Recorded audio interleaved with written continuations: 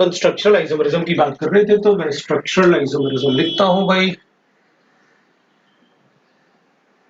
मैं बताता हूँ, करता हूं मैं पहले ये लिखने के बाद मैं ना थोड़ा सा सेट करूंगा वो, ये लैपटॉप सेट कर लेता हूँ ताकि वो दिखे, क्योंकि अगर मैं थोड़ा नीचे लिखूंगा तो ये भी बोर्ड इतना बड़ा है ना कि बोर्ड भी आधा ही मतलब बोर्ड पे लिख पाता हूँ मैं, आधे से भी कम। ये बोर्ड बहुत बड़ा है जिसपे मैं आपको पढ़ा रहा हूँ।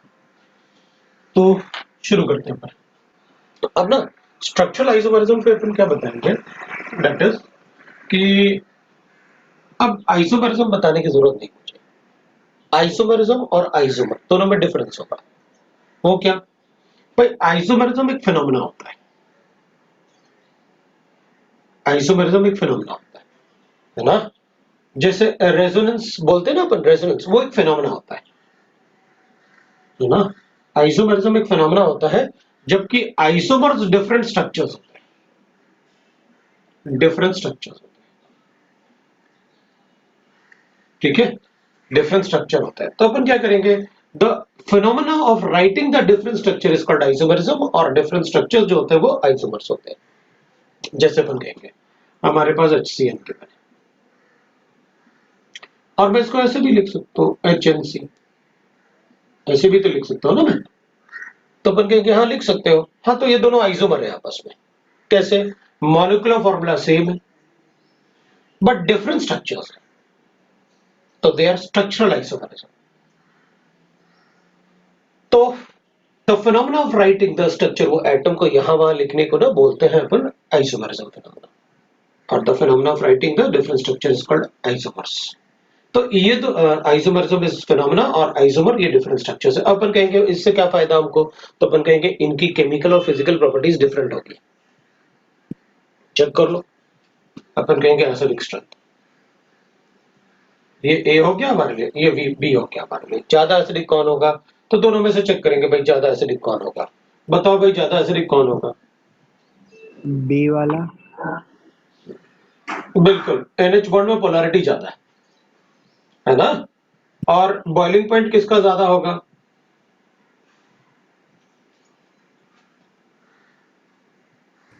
बी वाले का। वो भी बी वाला, क्योंकि उसमें NH बॉन्ड है, उसमें हाइड्रोजन बॉन्डिंग होगी, राइट ना। तो मैंने एक फिजिकल प्रॉपर्टी ले लिया, एक डिफरेंट, मतलब उनकी डिफरेंट फिजिकल और केमिकल प्रॉपर्टीज हो सकते हैं। तो फिजिकल प्रॉपर्टी और केमिकल प्रॉपर्टीज जो डिफरेंट आइसोमर्स होते हैं उनके डिफरेंट होते हैं। तो दोनों का एसिडिक कैरेक्टर इसका ज्यादा है, इसका कम है। बॉइलिंग पॉइंट चेक करेंगे तो फिर उनके नेचर पे डिपेंड करेगा, स्ट्रक्चर पे डिपेंड करेगा, कैसा स्ट्रक्चर है वो देखेंगे, उसके हिसाब से बताएंगे।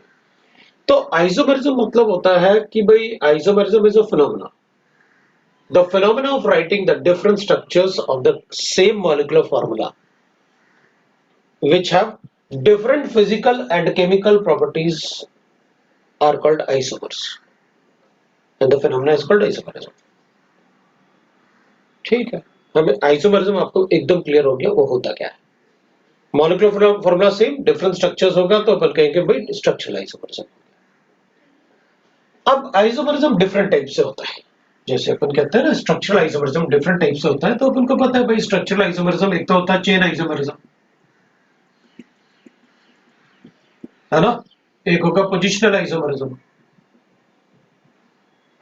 एक होगा that is will write that it is Meta functional. हाँ तो चिंता मत कर, मैं ये सोचता हूँ कि भाई किसकी जरूरत हमें ज्यादा होगी, ठीक है ना, उसके हिसाब से अपन किसमें तुम ज्यादा गड़बड़ करोगे मुझे वो ज्यादा बताना होता है, ठीक है ना। ज्यादा गड़बड़, सबसे ज्यादा गड़बड़ तो इसी में करोगे तुम, इसलिए सबसे पहले उसी को बताऊंगा, ठीक है ना। ओके।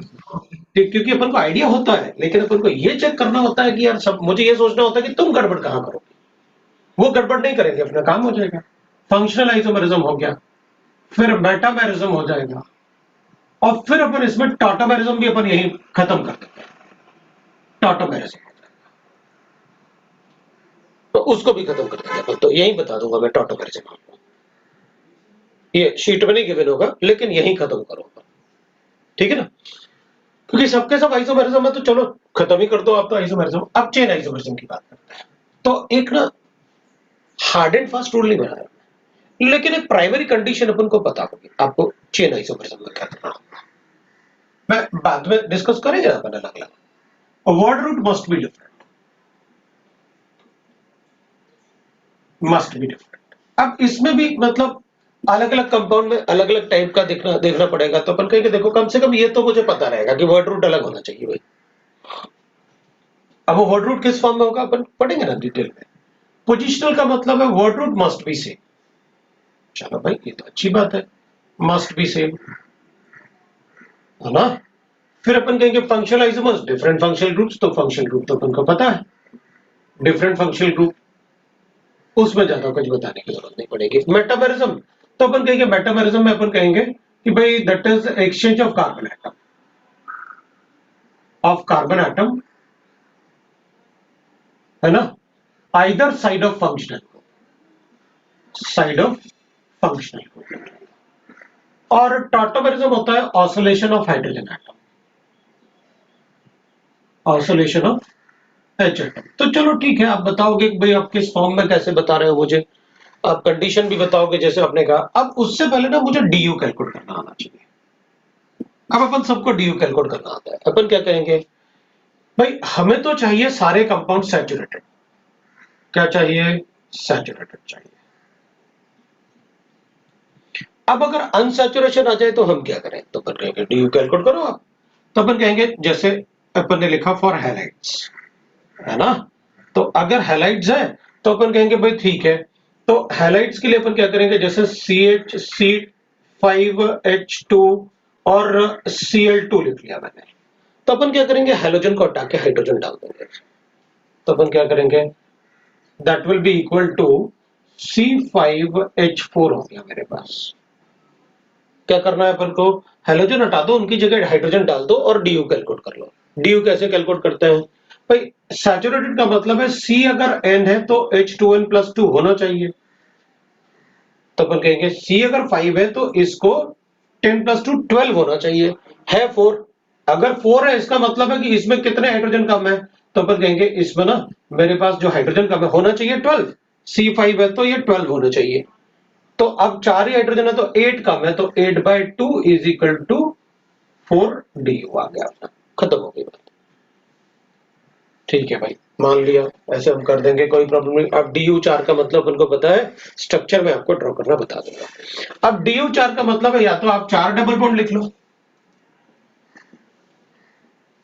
या तो आप 2 ट्रिपल बॉन्ड लिख लो, या तो आप मतलब इसमें ट्रिपल बॉन्ड, 2 ट्रिपल बॉन्ड में 2 DU आ जाएगा। या फिर आप कहोगे कि भाई नहीं, मैं तो दो एक ट्रिपल बॉन्ड और 2 डबल बॉन्ड लिखूंगा। तो वो अपन को पता है, बस मुझे ये बताना है कि रिंग में एक DU होता है। साइक्लिक रिंग आप कभी भी बनाओगे ना तो उसमें एक DU होगा, राइट ना। जैसे अपन कहेंगे भाई ठीक है, हमारे पास गिवन है C6H6, अपन को पता है अगर ये 6 है तो इसको 14 होना चाहिए, इसका DU 4 आ गया, होना चाहिए ना 14। अब 14 होना चाहिए तो अपन कहेंगे भाई 8/2 इज इक्वल टू 4 आ गया। 4 का मतलब हो गया बेंजीन का फॉर्मूला है, अपन सबको पता है। तो एक DU तो ये हो गया रिंग का, बाकी अपन ने इसके लिए हो गया DU। अब मैं कहूंगा जरूरी है बेंजीन बनाना? नहीं, ये किसने कहा जरूरी है बेंजीन बनाना? मेरी मर्जी, मैं तो ऐसे बनाऊंगा।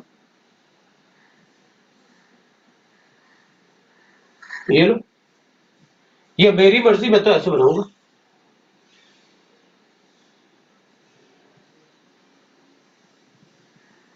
कितने, 1 2 रिंग का 3 4 5, ज्यादा हो गया, कम करो। मेरे ख्याल से अपन को समझ में आ गया आप क्या जानना चाहते हो। मतलब जब DU आएगा तो उसमें कुछ भी हो सकता है, लेकिन एक बात है, अगर DU का वैल्यू 4 या उससे ज्यादा आ रहा है ना, तो 99.9% केस में कंपाउंड में रिंग होता है, बेंजीन रिंग होता है, क्योंकि एरोमेटिक कंपाउंड में वही अपने सिलेबस में, तो वो जनरली होता है 100% बार। तो मैं ये नहीं कह रहा कि बिल्कुल यही होगा, मैंने तो आपसे कहा क्योंकि अगर ये नहीं है तो आप कुछ तो इन्फॉर्मेशन दोगे क्वेश्चन में, तो मैं उसके हिसाब से सॉल्व करूं। अगर DU अपन को लिखना है फॉर ऑक्सीजन कंपाउंड्स, तो अपन कहेंगे ठीक है भाई, ऑक्सीजन कंपाउंड अगर मेरे पास है तो अपन को क्या करना है, अपन क्या करेंगे, जैसे C5H4 और आपने O दे दिया मुझे, तो मैं क्या करूंगा ना, ऑक्सीजन को छोड़ दूंगा, लीव द ऑक्सीजन एटम, और आप इसको ऐसे कर लो C5H, अब कंपेयर कर लो 8/2 इक्वल टू 4, ऐसे आ जाएगा DU। DU कभी फ्रैक्शन नहीं आएगा, अगर फ्रैक्शन आ रहा है तो आप फिर से चेक करो, क्योंकि आप कभी भी ना ऐसे थोड़ी हो सकता है कि अपन कहेंगे अच्छा 2 हैलोजन हटाए थे आपने, भाई हैलोजन को 2 हटाए मैंने, तो 2 हाइड्रोजन हटाए होंगे ना, तो अपन ने क्या किया, इनको हटा के हाइड्रोजन डाल दिया, तो ऐसे हो गया। अब ऐसे थोड़ी होगा आधा हाइड्रोजन निकाल देता हूं, नहीं, DU बनाने में हाइड्रोजन रिमूव करना होता है। जैसे अगर कहीं 1 DU आ रहा है तो इसका मतलब है ना अपन ने 2 हाइड्रोजन हटाए होंगे, तो आधा हाइड्रोजन थोड़ी निकले। हाँ, अगर अपन ये बोल सकते हैं नहीं नहीं मेरी मर्जी, मैं तो कहूंगा मेरे पास DU ना ऐसे गिवन है 5, अब बताओ क्या करूं, तो अपन कहेंगे कोई बात नहीं, आप उसे रेडिकल मान लेना अगर फ्रैक्शन आ रहा है तो। लेकिन फ्रैक्शन नहीं आएगा क्योंकि रेडिकल अनस्टेबल होगा, इट्स इंटरमीडिएट, वो अपन को देते नहीं है जनरली, और देंगे तो हमें क्या फर्क पड़ता है, बोल दो रेडिकल है, हम बोल देंगे उसको रेडिकल रहा होगा। लेकिन एक बार फिर से कैलकुलेट जरूर कर लूंगा। अब ऑक्सीजन में कभी कभी क्या होता है ना, जैसे इफ अपन कहेंगे भाई मुझे गिवन है C5H12O, तो इसमें आ रहा है DU इज इक्वल टू 0। अगर DU 0 है ऑक्सीजन कंटेनिंग कंपाउंड में, तो वो 100% अल्कोहल या ईथर ही होगा, क्योंकि अपन को एक बात पता है अल्कोहल और ईथर में DU नहीं होता है। मैं ये नहीं कह रहा कि अगर DU है तो अल्कोहल और ईथर नहीं हो सकता, बिल्कुल हो सकता है। मैं तो ये कह रहा हूं कि अगर DU नहीं होता है तो वो अल्कोहल और ईथर ही होगा ऑक्सीजन कंटेनिंग कंपाउंड में, और अगर DU है और ऑक्सीजन है तो मैंने ये बिल्कुल नहीं कहा कि वो अल्कोहल नहीं हो सकता, वो हो सकता है अल्कोहल, DU कार्बन कार्बन के बीच में ले लो, रिंग में ले लो, कहीं भी ले लो, आपकी मर्जी, राइट ना। तो अपन उसमें बता देंगे भाई हमको DU कैसे चेक करना है, लेकिन इसमें अपन को एक बार थोड़ा सा इजी हो जाता है, हमें ध्यान रखना कि अच्छा ठीक है DU नहीं आ रहा मतलब अल्कोहल और ईथर ही रहा होगा। अब अपन कहेंगे भाई ठीक है, तो मैंने यहां पर क्या किया, for leave the oxygen atom and compare hydrogen and carbon with CnH2n+2.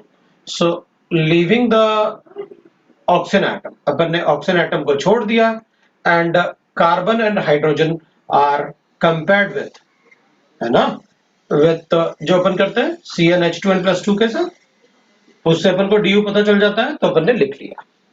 अब अपन कहेंगे ठीक है भाई हमें पता चल गया DU कैसे कैलकुलेट करना होता है ऑक्सीजन में। अपन कहेंगे फॉर नाइट्रोजन कंपाउंड्स, अगर नाइट्रोजन कंपाउंड है ना तो मैं क्या करूंगा, नाइट्रोजन कंपाउंड के लिए जैसे मेरे पास ऐसे गिवन है C5H7 और नाइट्रोजन कर लेता हूं। अब आपने ऐसे क्यों किया, आपने यहाँ ऑड इवन लिया, यहाँ आपने इवन लिया, यहाँ आपने ऑड ले लिया, तो अपन कहेंगे देखो ना इसमें अपन को ऑड लेना ही पड़ेगा। अगर अपन ऐसे लिखते हैं, मैंने आपसे कहा कि फ्रैक्शन नहीं आएगा, तो अपन इसका एग्जाम्पल नहीं ले रहा हूं मैं, 2 कार्बन कम कर लेते हैं, मान लो मेरे पास ये है। अब मैं चाहता हूं कि इसमें ना नाइट्रोजन भी हो और एक भी DU ना हो। आप क्या कर रहे हो, नाइट्रोजन भी हो और एक भी DU ना हो, तो अगर विदाउट DU तो नाइट्रोजन में NH2 ही बनता है। तो अपन क्या करेंगे, देखो भाई आप एक हाइड्रोजन को हटाओगे और NH2 लगाओगे, लेकिन एक हाइड्रोजन को हटा के बदले में आप 2 हाइड्रोजन डाल रहे हो उसमें। भाई आपने एक हाइड्रोजन हटाया तो बदले में 2 हाइड्रोजन इसमें डाल दिए, तो इसका मतलब है मैं ऐसे मान लेता हूं कि एक हाइड्रोजन और एक NH और इधर एक H, तो एक H ना, इसमें अपन ने क्या कहा कि एक H तो वापस आ गया होगा और एक H नाइट्रोजन के बदले अपन ने सब्सट्रैक्ट कर दिया, ये सब्सट्रैक्ट कर दिया, तो अपन को एक ही हाइड्रोजन चाहिए था ना इससे। तो अपन क्या करेंगे, जितने नाइट्रोजन होंगे उतने हाइड्रोजन माइनस कर देंगे, जितने आपने नाइट्रोजन डाले, क्योंकि सैचुरेटेड रखना ना, कंपेयर तो आप सैचुरेशन से करोगे। तो अपन कहेंगे ठीक है कोई बात नहीं, तो ऐसे कर लेते हैं कि भाई जितने नाइट्रोजन एटम होंगे उतने हाइड्रोजन माइनस कर देंगे अपन। सो अपन कहेंगे for each nitrogen atom an atom subtract 1 hydrogen atom, है ना, सब्सट्रैक्ट 1 H एटम। ठीक है भाई, तो एक एटम को माइनस कर दूंगा मैं, राइट। तो ये कर देना है तुमको, तो ठीक है अपन इसका मतलब है ऐसे लिख लूंगा C5H6 हो गया मेरे पास, ठीक है, तो DU आ गया मेरे पास। भाई C5H12 होना चाहिए, 6 हाइड्रोजन कम है, मैं 6/2 कर देता हूं, ये लो भाई DU आ गया मुझे इस कंपाउंड का, ये DU आ गया मेरे पास। अब अपन को DU कैलकुलेट करना आ गया।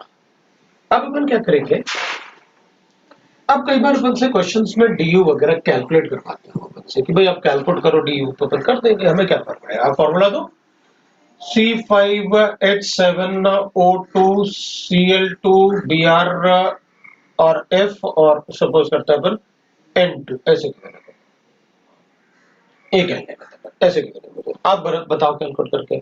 तो अपन कहेंगे ठीक है भाई, एक कार्बन हो गया 5, हाइड्रोजन हो गया 7, C5 हो गया, H7 हो गया। क्या करेंगे अपन, ऑक्सीजन को तो हटा दो, आपने साफ साफ लिखा ऑक्सीजन को हटा देना। हेलोजन कितने हो गए, 4 कर दिया। नाइट्रोजन कितना, 1 -1 कर दिया। ये हाइड्रोजन है मेरा, हो गया डी। C5H10 आया, एक डी है इसमें। अब एक डी आपकी मर्जी जैसे चाहे लिख लो, चाहे इसका इमाइड बना लो या इसका एल्डिहाइड कीटोन बना लो, आपकी मर्जी। भाई एल्डिहाइड कीटोन जैसे वैसे लिखूंगा, C3H6 कितना डीयू है, C3H8 होना चाहिए। अगर मैंने इसको O लिखा तो अपन को पता है भाई अभी भी इसमें डीयू कितना है, 1, तो ये डीयू हो गया अपने पास। मतलब अगर किसी दूसरे एटम के बीच में भी डबल बॉन्ड है तो वो डीयू में काउंट होगा। मतलब डीयू का मतलब ये नहीं सिर्फ कार्बन कार्बन में ही होगा डबल बॉन्ड, वो कहीं भी हो सकता है, उस पूरे कंपाउंड में कहीं भी डबल बॉन्ड या रिंग होगा, अपन उसे डीयू अज्यूम कर लेंगे। इसमें डीयू है, मेरी मर्जी में ऐसे लिखूं, ये लो भाई हो गया डीयू। अब बताओ, ये हो गया, एक रिंग है ना डीयू। अपन यहाँ पर पता है अपन को ये CH2 है, ये CH2 है, एक हाइड्रोजन इधर होगा, एक हाइड्रोजन उधर है, हो गया मॉलिक्यूलर फॉर्मूला। ये बनाना है या ये बनाना है, ये डिपेंड करेगा हमें इंफॉर्मेशन देने पे। अगर मेटल से हाइड्रोजन रिलीज होता है तो ये है, अगर मेटल से हाइड्रोजन रिलीज नहीं होता है तो ये है। अगर न्यूक्लियोफिलिक एडिशन है तो ये है, न्यूक्लियोफिलिक एडिशन नहीं है तो ये है। तो इसके अलावा भी हो सकता है, अपन ओपन चेन अल्कोहल भी लिख सकते हैं अपनी मर्जी, ये लो ऐसे भी लिखूंगा, OH में कहीं भी लगा सकता हूँ तीनों कार्बन में से। सर ऑक्सीजन कंटेनिंग कंपाउंड में अगर DU इक्वल्स 1 आता है तो इपॉक्साइड बन सकता है वो। बिल्कुल बनेगा, मैं तो अभी पूछूंगा ना फंक्शनल आइसोमर में। अभी अपन ने शुरुआत थोड़ी की, मुझे बस एक बार डीयू पता चल जाए और फंक्शनल हर एक का क्वेश्चन भी तो पूछूंगा, है ना। सर ओके एक हाँ। डाउट था सर। अब हाँ बोलो। सर आपने जो स्टार्टिंग का कंपाउंड का डीयू कैलकुलेट किया था, Cl2 हटा के H2 डाल दिया था, तो उसका हाँ डीयू 4 आ रहा था। हाँ, तो तो आपने वो डबल बॉन्ड के बारे में क्या बताया था कि उसके अंदर डबल बॉन्ड कितना डाल सकते हैं, मतलब समझा नहीं था वो। अच्छा ठीक है, मैं लिख देता हूँ, कोई प्रॉब्लम नहीं, वही कंपाउंड फिर ले लेते हैं अपन।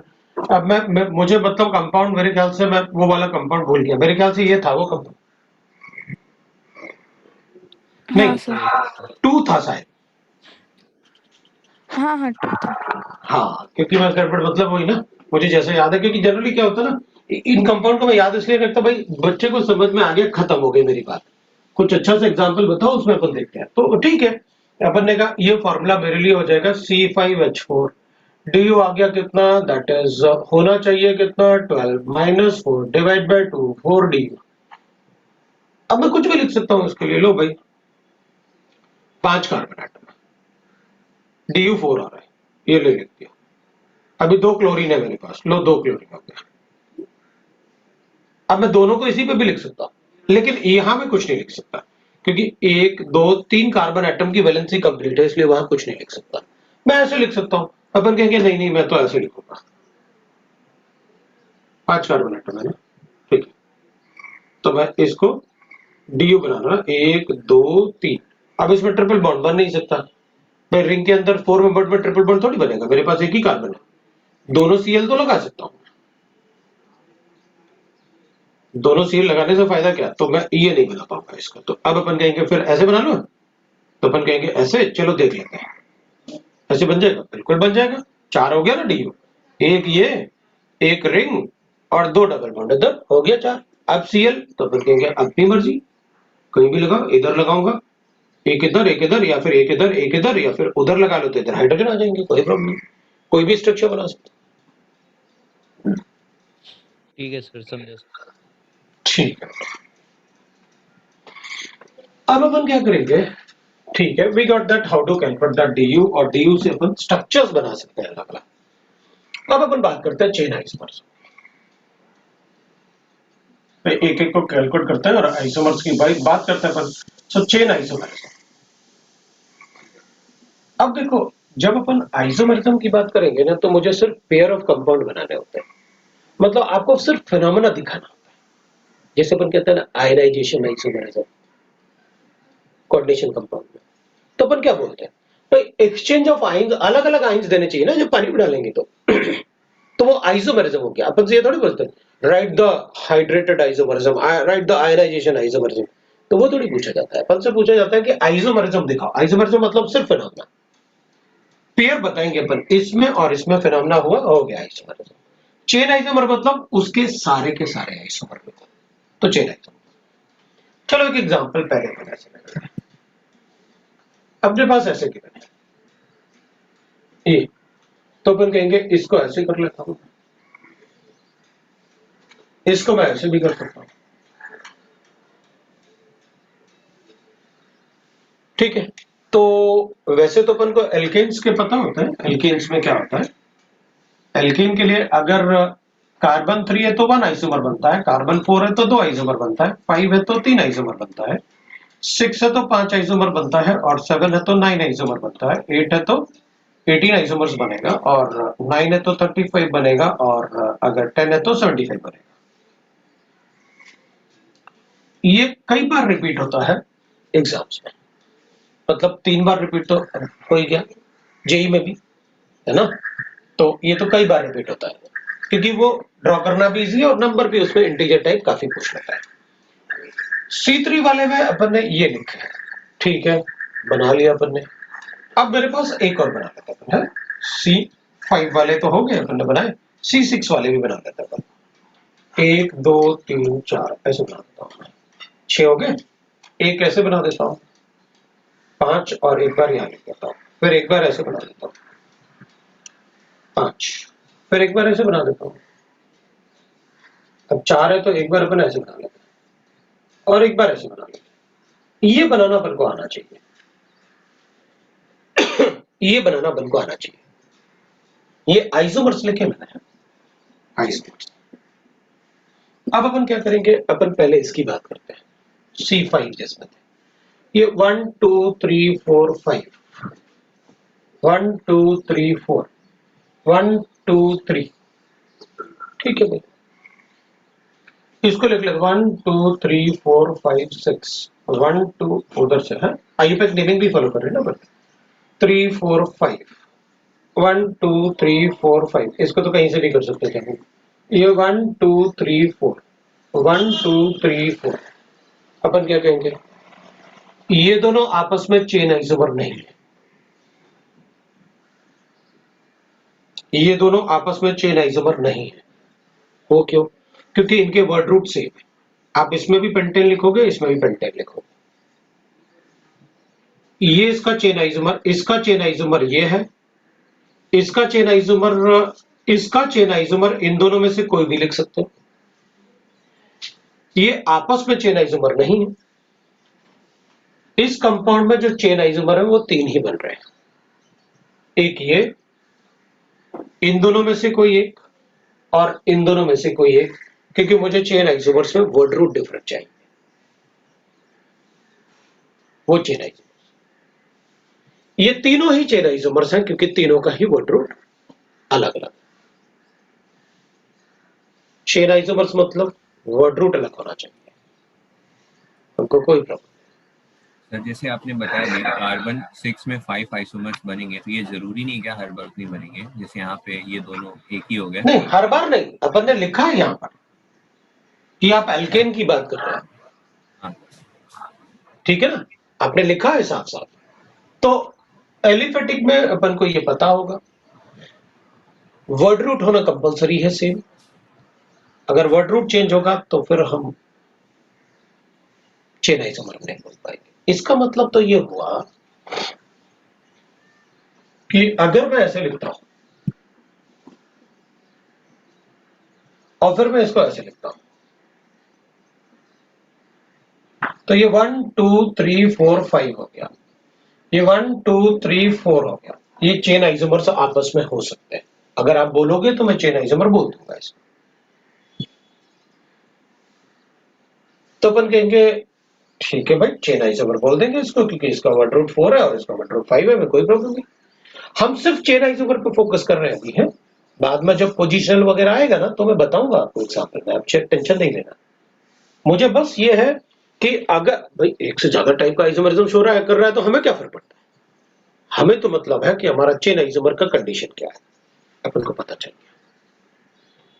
वर्ड रूट अगर डिफरेंट है तो मैं चेन आइसोमर बोल सकता हूं। हाँ, अगर एक से ज्यादा टाइप का आइसोमरिज्म है तो मैं क्या बोलूं किसको, और एक ही ऑप्शन बताना तो वो भी बताऊंगा मैं, अपन वेट तो करता है। अभी अपन को चेन आइसोमर समझ में आ गया, लेकिन अब साइक्लिक रिंग में भी देख लेते हैं। देख भाई, इन cyclic compound n n hexane में अगर पूछा कि एन हेक्सेन का कितने चेन आइसोमर्स है, तो उसमें तो 3 लिखेंगे, क्योंकि एन ये पेंटेन तो 2 है, लेकिन मतलब उसका हेक्सेन के साथ थोड़ी सेम नाम है। हेक्सेन के तो 4 बनेंगे ना, 2 पेंटेन और 2 ये ब्यूटेन वाले, क्योंकि उनका नाम चेन तो आइसोमर हेक्सेन। पूछ रहे हो ना, चेन आइसोमर पूछ रहे हो ना, हाँ हाँ हाँ। तो ये दोनों आपस में पोजिशनल आइसोमर है, they are not chain isomer. लेकिन हेक्सेन एन हेक्सेन के रिस्पेक्ट में तो दोनों चेन है ना। अगर आपने कहा कि हेक्सेन इसका ये चेन आइसोमर है क्या, हाँ है। इसका ये चेन आइसोमर है क्या, हाँ है। लेकिन ये दोनों आपस में चेन आइसोमर नहीं। आपने क्या पूछा मुझसे कि एन हेक्सेन के कितने चेन आइसोमर बन सकते हैं। हाँ तो अगर एन हेक्सेन के कितने चेन आइसोमर बन सकते हैं तो मैं ये भी कहूंगा चेन आइसोमर, फिर उसके बाद अगर ये बताऊंगा तो ये कैसे बता पाऊंगा। आइसोमर बता सकता हूं कि उसका ये दोनों आइसोमर है, लेकिन दोनों चेन आइसोमर उसके होंगे नहीं, हो सकता एक ही होगा, क्योंकि भाई आप 5 कार्बन एटम वाला बना चुके हो ना। हाँ अच्छा हाँ ठीक है सर। हाँ, अब अपन बात करते हैं सर साइक्लिक। हाँ तो बोल। दूसरे वाले में चेन आइसोमर इसके कितने बने हैं? 4 ही ना हो रहे? किसके? ये जिसमें 6 कार्बन लिया हमने। इसमें ना, हाँ ये चेन है, ये चेन है, इन दोनों में से कोई एक चेन है, तो इसके चेन आइसोमर जो है वो 3 है।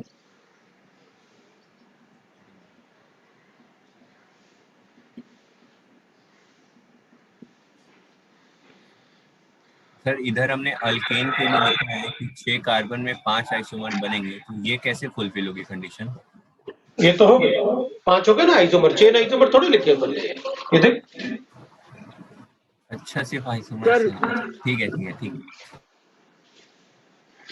सर क्वेश्चन में अगर हम लोग को पूछा कि number of isomer chain isomer बताओ, तो हम लोग पेन नहीं बताएंगे, हम लोग डायरेक्ट नंबर ही बताएंगे ना कि कितने हो सकते हैं। Obviously obviously obviously.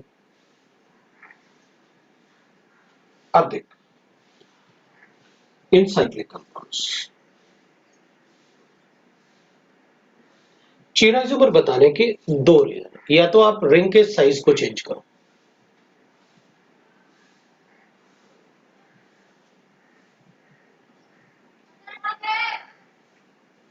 या तो आप रिंग के साइज को चेंज करो। अगर आप रिंग के साइज को चेंज नहीं करना चाहते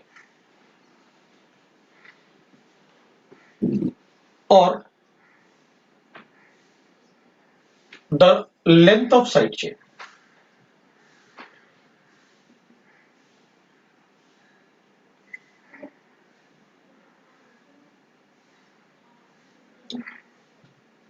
और the length of side chain, मैं उधर एग्जांपल लिख लूंगा इसलिए मैं नहीं कराया, और द लेंथ ऑफ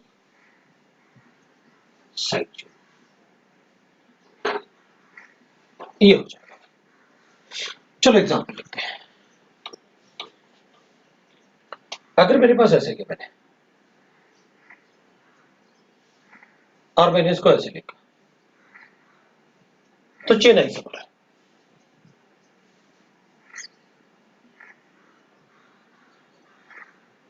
अरे यार, वो दिख नहीं रहा ना नीचे, ये साइक्लोपेंटेन पूरा मैं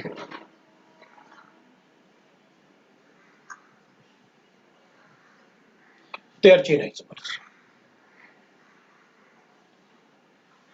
अगर मेरे पास ऐसे गिवन है,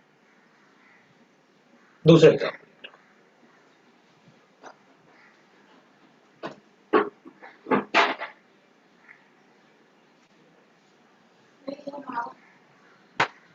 चेन आइसोमर,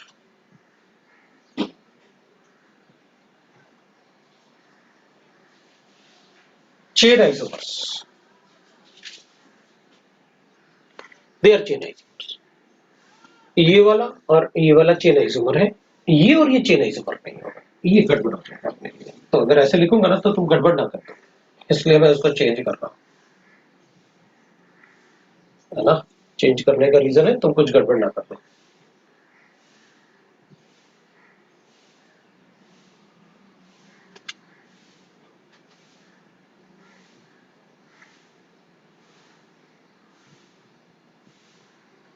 ये ना,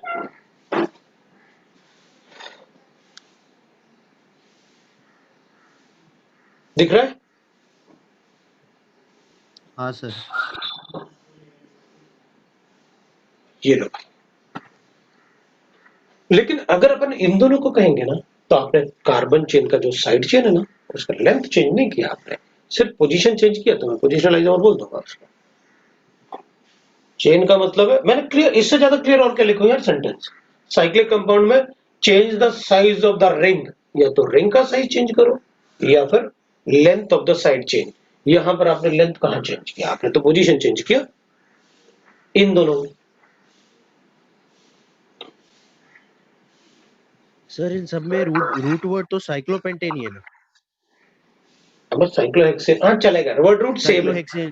हाँ तो इसलिए तो नोट करके रिंग कंपाउंड्स को अलग से बताया। तो साइक्लिक कंपाउंड के अपने रूल्स होते हैं ना, अपन ने आईयूपैक में भी तो देखा है ना।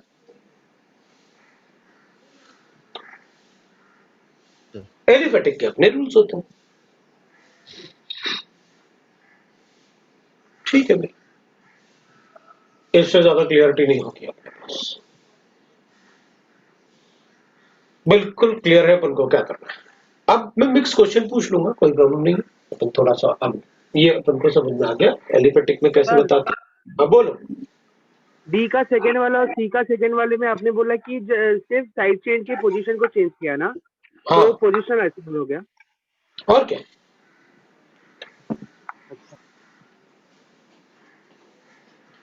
अब ये है, और ये नंबर सिर्फ एल्केन के लिए थे हैं, नहीं तो कहेंगे अपन तो सबने बना देंगे ऐसे। मैं आपको एग्जाम्पल आपसे पूछूंगा, आपको पहले कंसेप्ट बताऊंगा सारे, फिर सबके कुछ कुछ एग्जाम्पल मैं आपसे पूछूंगा। पहले मैं ये बता देता हूं, उसको लास्ट में अपन डिस्कस करेंगे क्योंकि उसमें थोड़ा सा टाइम लगेगा। अब मैं पोजिशनल आइसोमर्स की बात करता हूं। अब लिखा तो word root is same but the position of functional group और substituent will change.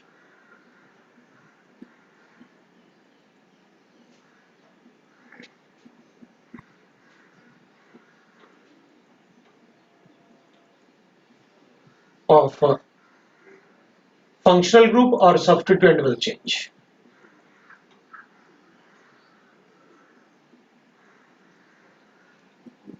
Will change. ठीक है भाई, अपन कहेंगे ऐसे कर देते हैं।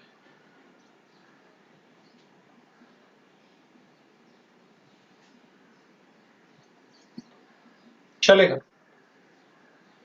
वर्ड रूट सेम होना चाहिए।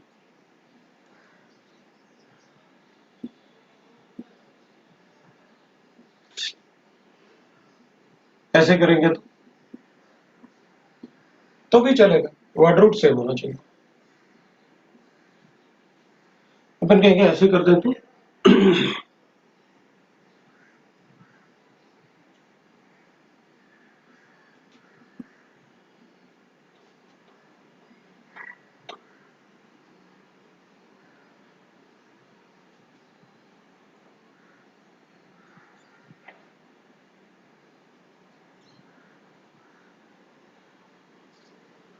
नहीं चलेगा। क्यों? वर्ड रूट चेंज हो गया, ये तो चेन है।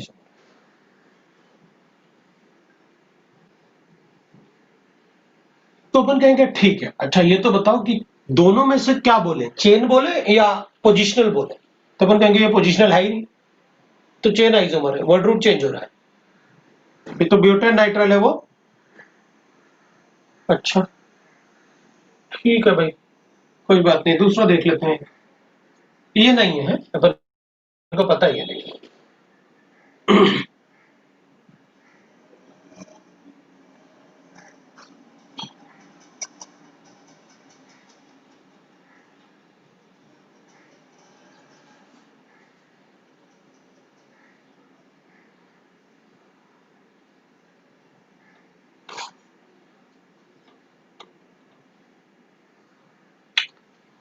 इन दोनों को देख के ये तो समझ में आ गया कि यार ये चेन आइसोमर बनाते हैं। तो मुझे एक बात तो समझ में अच्छे से आ गया कि जिन फंक्शनल ग्रुप में कार्बन होता है उनके पोजिशनल आइसोमर नहीं बनते।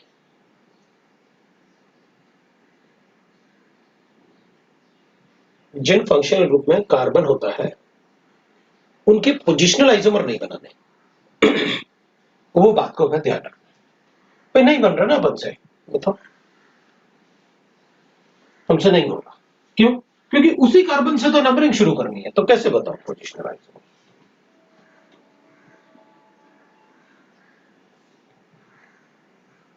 if functional group has carbon atom, then it cannot show positional isomers. ये तो बात समझ में आ गई है कि उसमें मैं पोजिशनल आइसोमरिज्म शो नहीं करता। अच्छा, तो अपन कहेंगे अगर ऐसे करें तो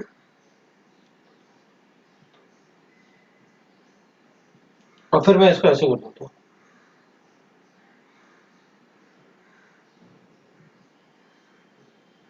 ये तो है पोजिशनल आइसोमरिज्म। तो ये तो ईथर है, आप Cl लिख लो, ईथर की जगह हमें क्या फर्क पड़ेगा।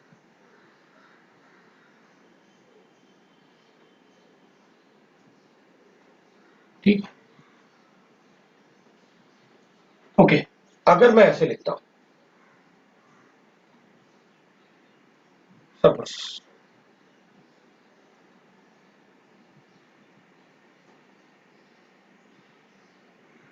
ये तो अभी अपन ने पढ़ लिया था, मैंने वापस लिख दिया ताकि अपन को पता रहे कि वो पोजिशनल आइसोमर है।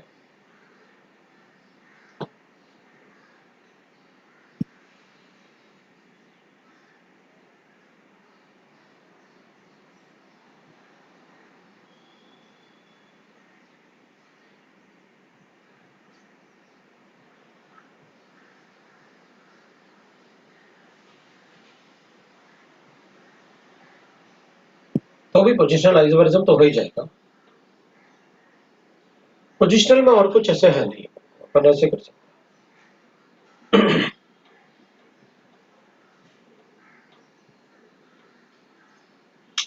पोजिशनल में ज्यादा कुछ है नहीं पढ़ने के लिए, बस यही एक अच्छा कंसेप्ट था जो अपन को मिल गया कि भाई अगर फंक्शनल ग्रुप में कार्बन है तो अपन उसको वैसे नहीं कर पाएंगे, पोजिशनल आइसोमर नहीं कर पाएंगे।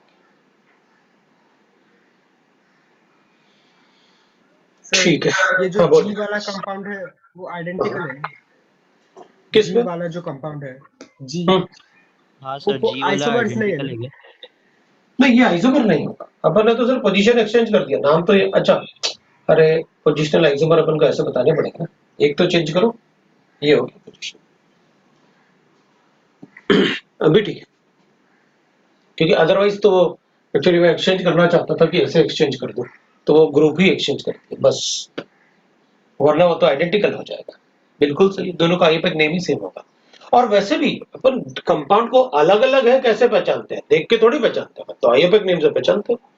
आईयूपैक नेम डिफरेंट है मतलब कंपाउंड डिफरेंट है। ये पोजिशनल आइसोमर। फंक्शनल आइसोमरिज्म में भी तुम कुछ गड़बड़ नहीं करना, क्योंकि पोजिशनल में भी गड़बड़ नहीं करोगे, फंक्शनल में भी कोई गड़बड़ नहीं।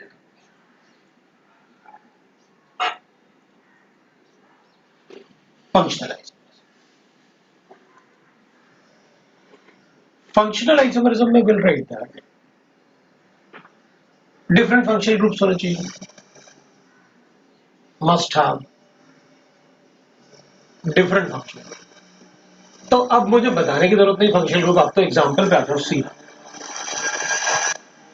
अपन ऐसे लिख लें।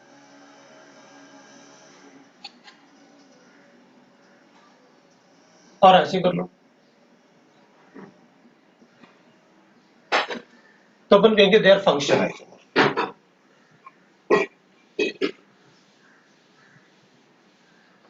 होगी ना फंक्शन आइसोमर, क्योंकि एक एसिड है, ये एस्टर है और ये एसिड है, ऑब्वियस सी बात है। अगर अपन ऐसे लिखते हैं तो मैं इसको ऐसे लिखूंगा, नहीं लेकिन इसमें डिग्री ऑफ अनसैचुरेशन नहीं है तो मैं इसको ऐसे क्यों करना है ऐसे, अल्कोहल लिखो ना,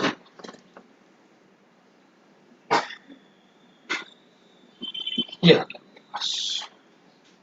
अब मैं इसको ऐसे कर,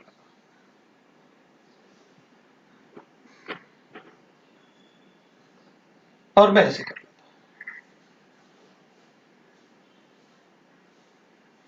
फंक्शन डिफरेंट फंक्शन, इसमें कीटोन भी लिख सकते थे तो अपन ऐसे कर लेते हैं।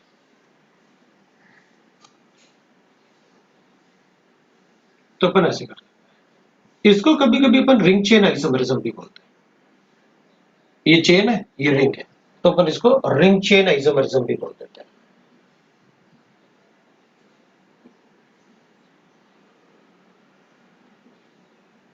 जैसे अपन कहेंगे this is a saturated compounds, this is unsaturated compounds, this is a saturated compounds, this is also a saturated compound, लेकिन ये दोनों आइसोमर अलग अलग होंगे। तो ये दोनों आइसोमर अलग अलग है, इसमें भी 6 कार्बन, इसमें भी 6 कार्बन, लेकिन इसमें एक DU है, लेकिन वो डबल बॉन्ड तो नहीं दिख रहा है। डबल बॉन्ड दिखना अगर नहीं दिख रहा है तो अपन कहेंगे फिर ये दोनों ही सैचुरेटेड है, but their empirical formula will be, अपन कहेंगे सैचुरेटेड है, लेकिन इसके मॉलिक्यूलर फॉर्मूला अलग अलग है, तो एम्पिरिकल फॉर्मूला भी भाई इसमें सिर्फ CH थोड़ी लिख पाएंगे अपन, इसमें तो अपने पास CnC6 और H आ जाएगा अपने पास 12 ऐसे आ जाएगा, और इसमें C6H14 आ जाएगा। तो इसका एम्पिरिकल फॉर्मूला तो सेम हो जाएगा CH और CH, but the molecular formula is different. ये भी CH हो गया,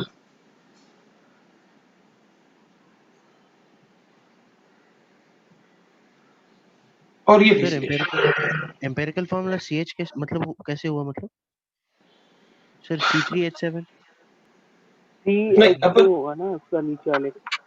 नीचे वाले, हाँ CH2 होगा। मैं इधर बेंजीन में ऐसे कर रहा था, लिखेंगे अपन, लिखेंगे, रुक जाओ। जैसे अपन CH लेते हैं एम्पिरिकल फॉर्मूला, तो अपन क्या बोलते हैं, empirical formula into 1 is equal to molecular formula आना चाहिए, ये इंटीजर आएगा। यहां भी अपन को कार्बन नाइट्रोजन दिख रहा है, यहां भी अपन को कार्बन नाइट्रोजन दिख रहा है, अभी हटा लेते हैं अपन, है ना, अभी इसको भी हटा लेते हैं। हाँ, इसमें तो लिखा ही नहीं था मैंने। अपन क्या करेंगे, empirical formula into n is equal to molecular formula, तो इसका एम्पिरिकल फॉर्मूला अगर CH लिखें तो इसमें n is equal to molecular formula आना चाहिए, इसमें भी अपन कहेंगे is equal to n is equal to molecular formula आना चाहिए। तो इधर n क्या लिखे, अपन कहेंगे यहां पर n आप 6 लिख लो, n का वैल्यू 6 लिखेंगे तो अपन को इसको 2 करना होगा, आ गया। तो इसका CH2 आ गया, अपन को कोई प्रॉब्लम नहीं, ये इसका एम्पिरिकल फॉर्मूला होगा, वो उसका मॉलिक्यूलर फॉर्मूला आ गया। इसमें क्या करें, तो इसमें अपन कहेंगे भाई इसमें 6 और ये इनका कोई रेशियो नहीं बन रहा, सिंपल रेशियो। C3H7 रहेगा एम्पिरिकल, और 2 से मल्टीप्लाई करेंगे तो मॉलिक्यूलर आ जाएगा। हमें ऐसा कुछ भी नहीं बोलेंगे, अपन तो देख रहे हैं कि क्या करना है। एम्पिरिकल फॉर्मूला क्योंकि शॉर्टकट में अपन को कैलकुलेट करना पड़ेगा, ये अपन को पता रहेगा। Empirical formula is equal to into n is equal to molecular formula होता है, अपन तो इससे कैलकुलेट करेंगे, जो भी कैलकुलेट करेंगे ये वैल्यू अपन को इंटीजर आनी चाहिए, सीधी सीधी बात। अगर नहीं आ रही है तो मना कर दूंगा मैं। सो अपन क्या करेंगे, अपन कहेंगे भाई CH है, इधर 6 है, इधर ये है, तो इसमें 6 अगर लिखता हूं तो इसको 6 into 2 कर सकता हूं भाई, इसको मतलब इसका वैल्यू तो मुझे वही चाहिए कि भाई जो इसका वैल्यू कम से कम वो मतलब स्मॉलेस्ट नंबर तो आए, होल नंबर रेशियो। अगर मैं इसको 6 लिखता हूं तो यहां पर 6 और यहां पर 6 टू जो 12 आएगा। तो अब मैं इसको ना तो 2 लिख सकता हूं ना 3 लिख सकता हूं, और डेसिमल कर नहीं सकता कि 2 + 2 लिख लो, वो नहीं होता। तो अपन कहेंगे इसका एम्पिरिकल फॉर्मूला नहीं बनेगा, इसका बन जाएगा। क्यों? क्योंकि इसके एम्पिरिकल फॉर्मूला में CH2 बनेगा, तो ये अपने पास क्या आ रहा है, होल नंबर रेशियो आ रहा है। तो अपन मॉलिक्यूलर फॉर्मूला बनाते हैं। इसका CH मॉलिक्यूलर फॉर्मूला नहीं बन पाएगा क्योंकि C इसका ये जो 14 है वो इसका मल्टीप्लिकेशन है। अब बताओ। सर ऊपर वाले में C6H14 में अगर हम लोग C3H7 मॉलिक्यूलर फॉर्मूला ले और N को 2 ले तो फिर आ जाता है ना, एम्पिरिकल फॉर्मूला C3H7 ले और N को 2 ले तो मॉलिक्यूलर फॉर्मूला आ जाता है ना। अपने को तो रेशियो चाहिए ना। C3H7 ले लें और फिर N का वैल्यू 2 ले लें। हाँ तो अपन C ये नहीं ले पाएंगे, CH जैसे नहीं ले पाएंगे, ये तो ले पा रहे हैं अपन, कोई प्रॉब्लम नहीं। लेकिन मैं चाहता था कि ये दोनों सेम बन सकते हैं क्या, इनमें कंपैरिजन की बात कर रहे थे अपन। बात सही है, वो तो मैंने सोची नहीं, क्योंकि मैं तो सिर्फ कंपैरिजन पे फोकस कर रहा था। बिल्कुल आए, क्योंकि मैं तो सिर्फ कंपैरिजन पे फोकस कर रहा था ना कि इनको कंपेयर करना है, इनमें रिलेशन क्या होगा। मैं इन दोनों को सैचुरेशन पे ही फोकस कर रहा था बस। बिल्कुल सही बात है, कर सकते हैं अपन। अगर ये सिंपलेस्ट ले रहे तो ये मॉलिक्यूलर फॉर्मूला हो जाएगा, आ जाएगा, बिल्कुल आएगा। अगर अपन इस फॉर्मूले की बात करें तो उससे आएगा, बिल्कुल आएगा। तो मतलब मैं ये तो भूल ही गया कि दोनों इवन नंबर है, आप डिवाइड करो ना किसी एक नंबर से, वो ये नंबर होगा ना। मेरा फोकस ये था कि भाई इसमें आप कहीं ये ना सोचो कि इसमें 1 डिग्री अनसैचुरेशन है और इसमें कहीं डबल बॉन्ड नहीं दिख रहा मुझे, वो गड़बड़ ना कर, बस मैं उसको फोकस करके चल रहा था। मतलब मेरा जो सिखाने का पर्पस था कि इसमें एक DU है, इसमें एक भी DU नहीं है, तो इन दोनों को सैचुरेटेड बोलना, किसी को अनसैचुरेटेड नहीं बोलना, इसलिए वो उसको फोकस करके चल रहा था। चलेगा, वैसे बोलेंगे ना, वो तो है ही, कोई प्रॉब्लम नहीं है। दोनों सेम नहीं होगा ना सर, दोनों को नहीं, दोनों सेम नहीं हो सकते। हाँ दोनों मॉलिक्यूल में कोई रिलेशन नहीं, दोनों के मॉलिक्यूलर फॉर्मूला अलग अलग है। दोनों में बस इतना ही रिलेशन है कि बोथ आर सैचुरेटेड मॉलिक्यूल, इसके बाद अलावा कोई रिलेशन नहीं है। रिंग का DU एक रहेगा तो भी उसको सैचुरेटेड। हाँ, वही तो सिखा रहा, उसी पे तो फोकस कर रहा हूं ना, तभी तो वो उसको वैसे कर रहा था। मैं उसी को तो सिखाना चाह रहा था मैं कि भाई ये गड़बड़ ना करो ना, क्योंकि इसमें गड़बड़ कर दोगे तो फिर काम खत्म हो गया। क्योंकि अगर इन दोनों में आपने, इसमें एक DU दिख रहा है रिंग का, इसमें एक भी DU नहीं है, तो ये गड़बड़ ना कर दो कि इसको अनसैचुरेटेड बता दो, इसको सैचुरेटेड बता दो, गड़बड़ हो जाएगी। दोनों ही सैचुरेटेड है,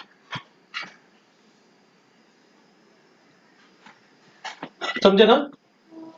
दोनों ही सैचुरेटेड है, मुझे ये बताना था बस। अगर मुझे रिंग के अंदर अनसैचुरेशन बताना है तो मुझे डबल बॉन्ड दिखना चाहिए रिंग के अंदर, या रिंग में मतलब इस कंपाउंड में हमको डबल बॉन्ड दिखना चाहिए। जब तक डबल बॉन्ड और ट्रिपल बॉन्ड नहीं दिखेगा मैं उसको अनसैचुरेटेड नहीं बताने वाला। ये भी सैचुरेटेड, ये भी सैचुरेटेड, ये अनसैचुरेटेड, वो चीज बताना चाहता था। हाँ, अपन ये जरूर बोल सकते हैं सर एक बार सी वाले के, बोलो बोलो। सी वाले के सेकंड वाले का आइपॉक्साइड का आईयूपैक नेम कैसे लिखेंगे इसका? इसमें लिखो ना इपॉक्सी 2,3 इपॉक्सी प्रोपेन। अच्छा हाँ, अब जैसे अपन ऐसे लिखेंगे तो अपन ने रिंग चेन आइसोमरिज्म तो बना लिया अपन। अब अपन कहेंगे कि भाई आइसोमरिज्म ना फंक्शनल, दैट इज आइसोमरिज्म। अगर मैं इसको ऐसे, ये तो मैंने बता दिया रिंग चेन, इसलिए अपन को बताने की जरूरत नहीं है। हाँ, अपन ऐसे बना सकते हैं, मेरे पास अल्कोहल है और मैंने इसको एल्डिहाइड या कीटोन बना दिया तो भी हो जाएगा फंक्शनल आइसोमर्स। तो मेरे ख्याल से अपन सबको फंक्शनल ग्रुप पता है क्या होता है। तो एक बार ये क्लियर कर दीजिए कि हमको एक बार रेजोनेंस में बोला था कि अगर विनाइल अल्कोहल होता है तो उसको काउंट नहीं किया जाता आइसोमर्स में, क्योंकि वो रूम टेम्परेचर पे एग्जिस्ट नहीं करता। लेकिन एक जगह बुक पे लिखा काउंट किया गया था कहीं तो वो कंफ्यूजन रहा था कि अगर विनाइल अल्कोहल है तो उसको लेते हैं, हम काउंट करते हैं आइसोमर्स, फंक्शनल आइसोमर्स। नहीं, ये तो एलाइल अल्कोहल है, तुम मुझसे विनाइल की बात कर रहे हो तो ऐसे कर रहे हो ना। हाँ इसको और इसको मतलब आप चाहते हो कि भाई इसको काउंट करें या ना करें? टॉटोमर्स का।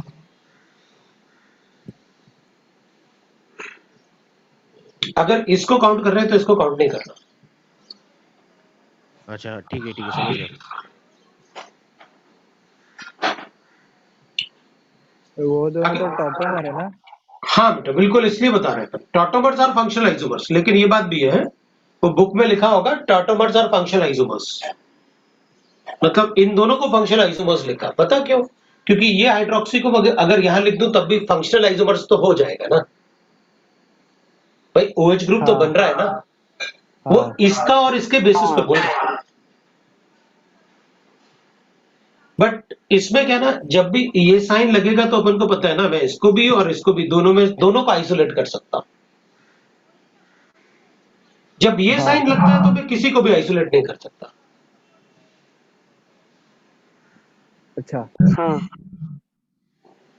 इसलिए अपन ने कहा कि ये दोनों फंक्शनल आइसोमर्स हो गए, तभी तो मैंने उसको टॉटोमेरिज्म को भी डाला। यार खत्म करो ना, कोई कंफ्यूजन नहीं चाहिए मुझे। तो अगर ये काउंट कर रहे हैं तो इसको काउंट नहीं करना, और इसको काउंट कर रहे हो तो इसको काउंट नहीं करना, लेकिन आपस में फंक्शनल आइसोमर है वो। अगर ऐसा लिखो और ऐसा लिखो तो इसको हटा देते हैं भाई, ये अल्कोहल है और वो, तो अब अल्कोहल में ऐसा ही बनाऊंगा, जरूरी थोड़ी ऐसे बना दूंगा।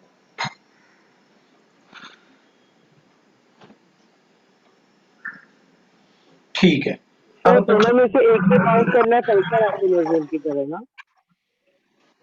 दोनों में से एक को किसी को काउंट करना है फंक्शनल आइसोमर्स के लिए ना।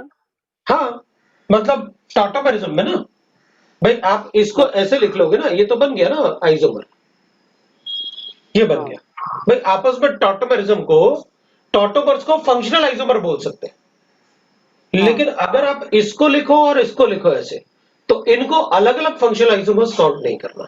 ये बता, वो क्यों? क्योंकि ये तो टॉटोमराइज होकर 99.9% तो इसी में होता है, 99% ले अच्छा लेते तो थोड़ी हाँ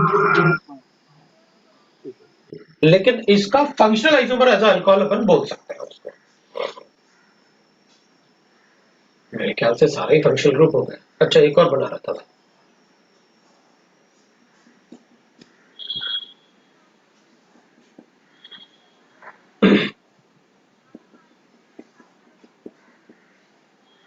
है ना, अमाइंस जैसे लिख सकते हैं अपन उसे, NH2 जैसे।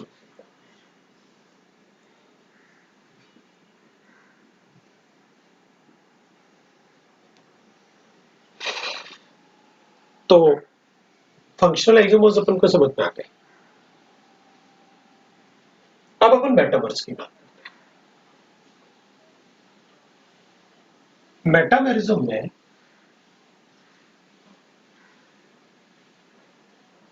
फंक्शनल आइसोमर और उसमें ऐसा कुछ था नहीं जो अपन को नहीं पता था, ऑलमोस्ट सारे ही पता था। सर सर मेटामेरिज्म, सर वो कुछ होता था कि 1 डिग्री 2 डिग्री अमाइड भी फंक्शनल आइसोमर्स होते हैं, और ऐसा कुछ और 2-4 पॉइंट भी थे रुक जाओ रुक उनको जाओ रुक करने। जाओ रुक जाओ, अभी क्वेश्चन भी तो पूछने तुमसे, है ना? Okay okay. क्वेश्चन भी तो पूछना है पर बिल्कुल हाँ, अगर तुम्हें लिखना है तो ऐसे लिखो, एक पॉइंट पर ऐसे लिख लेता है 1 डिग्री 2 डिग्री 3 डिग्री। अब ये मतलब छोटे बच्चे होते हैं ना 11th क्लास वाले, तो उनको सब बताओ सारी चीजें, उसके बाद तुम लोगों को ये है कि क्वेश्चन के थ्रू ज्यादा बताओ और ऐसे पढ़ाओ कम। Amines are functional isomers,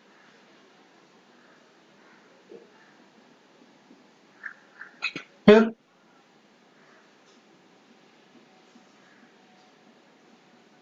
phenol and alcohols are functional isomers, है ना?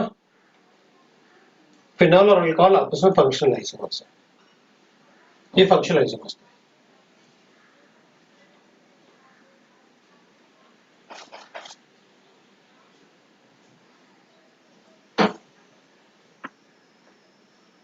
दैट इज अब metamerism there must be carbon atom on both side of function, मतलब जो भी फंक्शनल ग्रुप लिखोगे उसके दोनों तरफ कार्बन एटम होने चाहिए।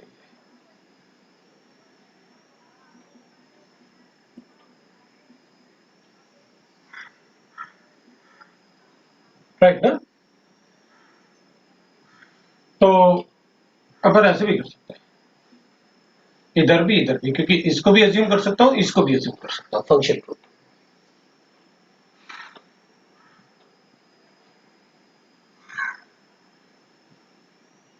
मैं ऐसे भी अज्यूम कर सकता हूं, मतलब अपन कुछ फंक्शनल ग्रुप लिख रहे हैं जिनमें अपन ये लिख सकते हैं।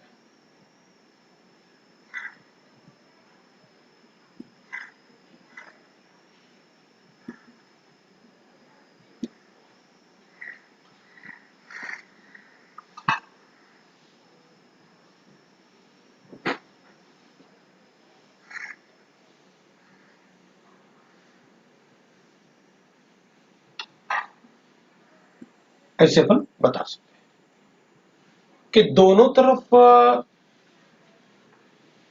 कार्बन एटम होने चाहिए। ठीक है भाई, अपन कहेंगे चलो the exchange of carbon atom is called metamerism. The exchange of carbon atom on either side of function group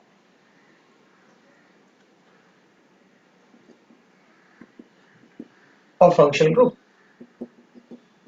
is called metamerism. देखो भाई, मेटामेरिज्म इज अ फिनोमेना, और मेटामर्स जो होते हैं वो डिफरेंट आईयूपैक नेम होते हैं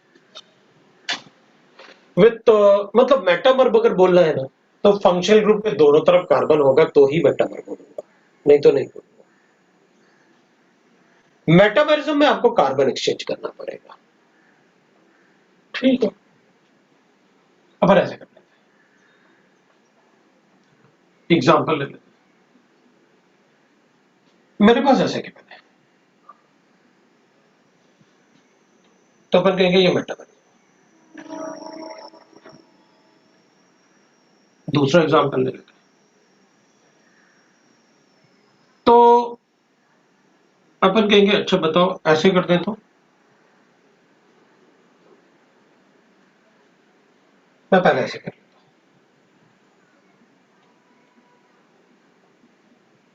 हूं, ये आओ।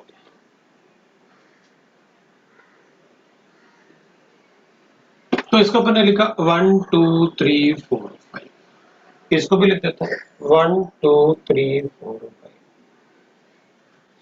ये 2 पेंटानोन है, वो 3 पेंटानोन है, तो इनको मैं पोजिशनल आइसोमर बोलूंगा तो क्या प्रॉब्लम है भाई? ये पोजिशनल आइसोमर भी है, और क्योंकि वहां 3 पोजीशन पे, यहाँ 2 पोजीशन पे, तो अपन कहेंगे भाई इनको मैं मेटामेरिज्म भी बोल सकता हूं और पोजिशनल आइसोमरिज्म भी बोल सकता हूं। तो क्या बोले, दोनों बोले, और मेरे पास ऑप्शन में पोजिशनल भी गिवन है, मेटामेरिज्म भी गिवन है, चेन भी गिवन है, ये सब गिवन है। तो चेन तो नहीं हो सकता, क्योंकि ये मुझे डिसाइड करना है कि इसमें मेटामेरिज्म टिक करूं या पोजिशनल आइसोमरिज्म टिक करूं। तो क्या करेंगे अपन मेटामेरिज्म बोलेंगे। भाई अगर पोजिशनली बोलना होता तो नया वर्ड अपन मेटामेरिज्म क्यों इंट्रोड्यूस करते हैं कि नया वर्ड है भाई, मेटामेरिज्म इज न्यू वर्ड। इसका मतलब है पोजिशनल के कंपैरिजन में उसे अपन ज्यादा प्रायोरिटी देते होंगे, तभी तो बनाया होगा आपने मेटामेरिज्म। तो अपन उसे मेटामेरिज्म बोल देंगे कि भाई यहाँ पर एक्सचेंज, यहाँ 3 कार्बन एटम, 1 कार्बन एटम, यहाँ 2 कार्बन एटम, 2 कार्बन एटम, मतलब एक्सचेंज हुआ। जैसे यहाँ पर 3 और 1 था, यहाँ 2 2 है दोनों तरफ। सर तो अपन कहेंगे हमें कैसे, सर अगर नॉन कार्बन सब्स्टिट्यूएंट्स लगे हो, जैसे क्लोरीन या कुछ ऐसे लगा हो, तो भी मेटामर्स होते हैं? सर मेटामेरिज्म पॉसिबल ही नहीं है, फिर तो पोजिशनल आइसोमरिज्म हो जाएगा। भाई आपने साफ साफ लिखा तो है दोनों तरफ कार्बन होने चाहिए, तो जब क्लोरीन लगा होगा तो क्लोरीन की तरफ थोड़ी कार्बन होगा, सर नहीं, इस मेरा तरफ मतलब कीटोन फंक्शनल ग्रुप है, लेकिन क्या? सर जो राइट और लेफ्ट की चेन्स है उनमें से एक में क्लोरीन लगा है। हाँ, तब भी हमें फर्क नहीं पड़ता, मतलब तुम चाहते हो ऐसे कर दो। हाँ हाँ, तो मुझे क्या फर्क पड़ता है, क्लोरीन से थोड़ी कुछ होगा। और क्लोरीन को उधर ले जाओगे तो क्लोरीन का पोजीशन शिफ्ट किया आपने, फंक्शनल ग्रुप का पोजीशन थोड़ी चेंज किया। ओके।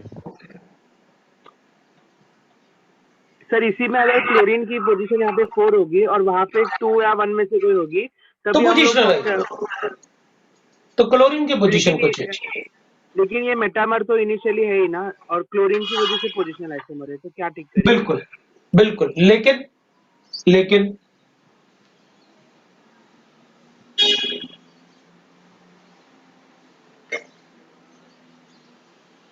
ये कंपाउंड है मेरे पास, बताओ ये एल्डिहाइड है, नाइट्राइल है या कार्बोक्सिलिक एसिड है, इस कंपाउंड को कैसे ट्रीट करेंगे?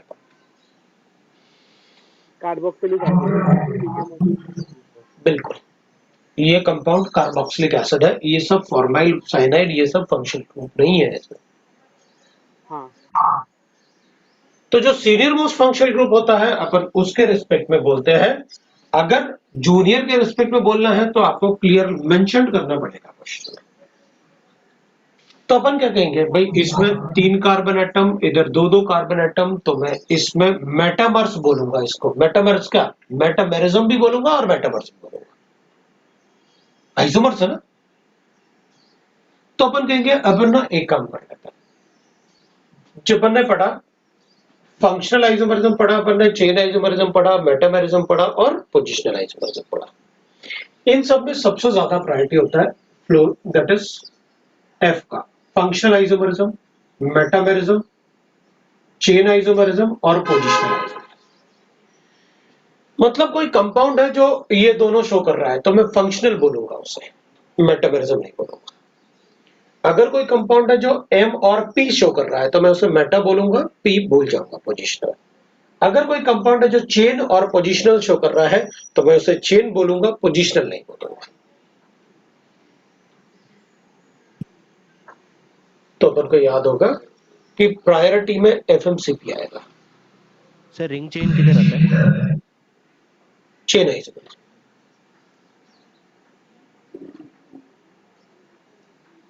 ठीक है, तो अपन कहेंगे इसमें, क्योंकि रिंग चेन सिर्फ आइसोमरिज्म फिनोमेना हो सकता है। आइसोमर लिखोगे तो सारे आइसोमर लिखने। अब जैसे इसमें अपन कहेंगे ठीक है भाई, ये मेटामेरिज्म फिनोमेना इसलिए कहा क्योंकि यहाँ 4 थे, यहाँ 1 था, यहाँ 2 थे, यहाँ 2 थे, मेटामेरिज्म हो गया। क्योंकि ये पोजिशनल भी है और ये मेटा भी है, तो अगर 1 ऑप्शन है तो मेटामेरिज्म टिक करना है, मोर देन 1 ऑप्शन है तो दोनों है मेरे लिए, मैं ऐसे लिखूंगा।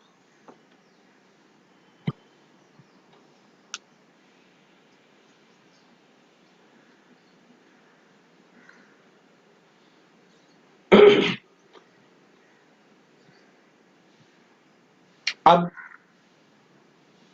तो अपन कहेंगे भाई इसके साथ पूछ रहे हो या इसके साथ पूछ रहे हो, इसके साथ पूछ रहे हो तो चेन आइसोमर है, और उसके साथ पूछ रहे हो तो मेटामेरिज्म है। अब मेटामेरिज्म में ये थोड़ी कहा था आपने कि सिर्फ बॉन्ड की, आपने तो ये कहा था कार्बन एक्सचेंज करो। अब वो कार्बन में कैसे एक्सचेंज करो मेरी मर्जी भाई, इसके दोनों तरफ अलग अलग नंबर का कार्बन होना चाहिए तो मेटामेरिज्म है।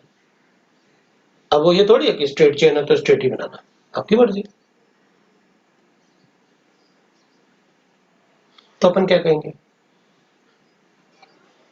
ये फिनोमेना नहीं है,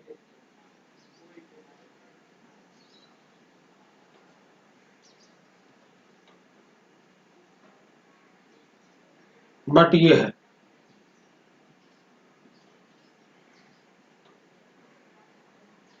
वो कैसे, मेटामर कैसे, अलग अलग आइसोमर है ना। आपने कहा था फंक्शनल ग्रुप के दोनों तरफ कार्बन होने चाहिए, और अलग अलग आइसोमर है और फंक्शनल ग्रुप के दोनों तरफ कार्बन है तो मेटामर बोल देना, आइसोमर्स, फिनोमेना नहीं।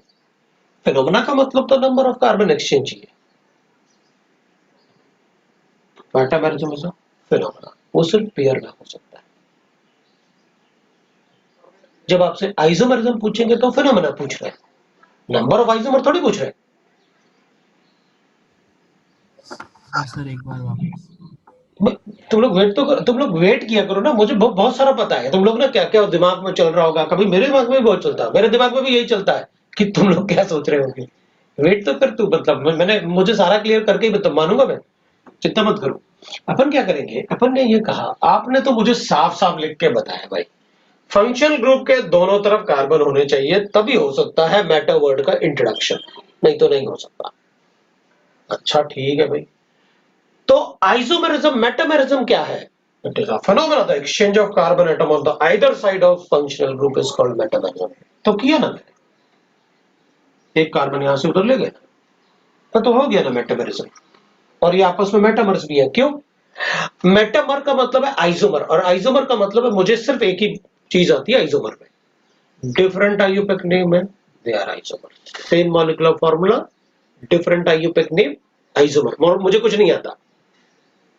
अगर आपने कहा मेटामर, अच्छा ठीक है, तो ऐसे आइसोमर जिनमें फंक्शनल ग्रुप के दोनों तरफ कार्बन है लेकिन डिफरेंट आइयूपेक नेम है, फंक्शनल ग्रुप के दोनों तरफ कार्बन है और डिफरेंट आइयूपेक नेम है, तो दे आर मेटामर्स। देख लो, तो all metamers can show metamerism नहीं, ये कैसे, ये तो अलग अलग बात है भाई। मेटामर का मतलब है कि अलग अलग आइयूपेक नेम, बट मेटामर आप उन्हीं को बोल सकते हो जिनमें फंक्शनल ग्रुप के दोनों तरफ कार्बन। सभी आइसोमर थोड़ी मेटामर हो सकते हैं। ऐसे फंक्शनल ग्रुप जिनके दोनों तरफ कार्बन हो सकते हैं, मेटामर उन्हीं को बोला जा सकता है।